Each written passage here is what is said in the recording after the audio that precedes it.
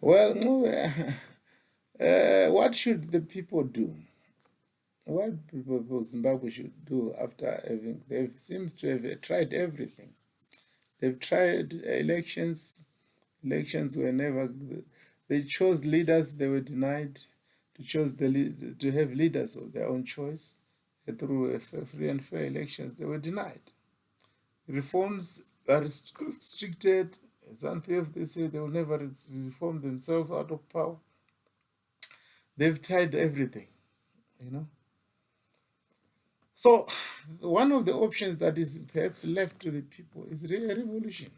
Now, a revolution, sometimes it happens spontaneously. No one will organize it. The people themselves will wake up one day when they're angry enough. You know, I don't want to sound the words of, to borrow the words of Honorable Tendai Biti, who said that Zimbabweans are not angry enough. Maybe they have not suffered enough. But no, they are. It's just that there will be a time when people will not tolerate any of this nonsense from the elite. You know, the elite, ZANU people are just dangerous people in terms of leadership. They failed the state, they failed our people, they failed the nation. Some people, leaders, they know they failed. They're just hanging on thread because they don't want to account for whatever they've done to the nation. So, well, the people now need to plan properly, strategically.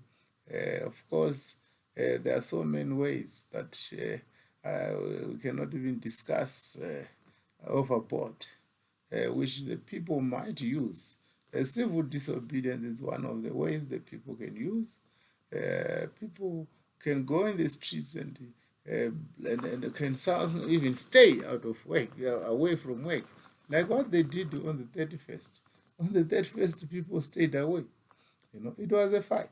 You know, remember, the Zimbabwean government was calling for people not to stay away, for people to go to work as normal. The people defied that. It's just that Comrade Nyoka Mabunu was also sending conflicting statements, you know, sometimes saying, you know, stay at home, sometimes saying, oh, go in the streets. You know, some people ended up not knowing which is which. Should we go in the streets? Because he was telling, oh, no, if you are going to be found in the streets, you will be, while you are not demonstrating, you will be hurt, or I mean, something will happen to you. So, some of those things. But the fact remains that the people stayed away. They did not pay heed to the government as well. The government cannot claim victory because the government wanted people to go to work and continue life as normal. So, in terms of the revolution, people have to keep on organizing. The progressive forces within the country must unite.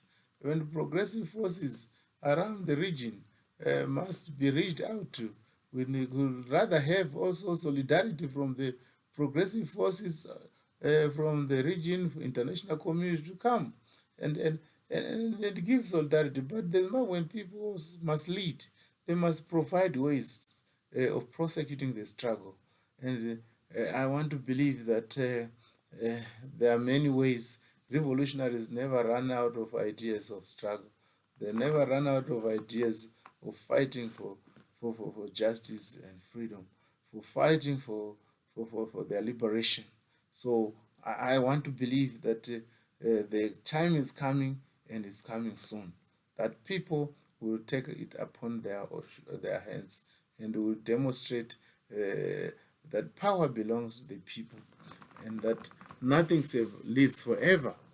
And it is my belief that one day we will establish a democratic state in our country and start a developmental state and start to build our country, reconstruct our country like other countries, you know. I don't want to go further than this.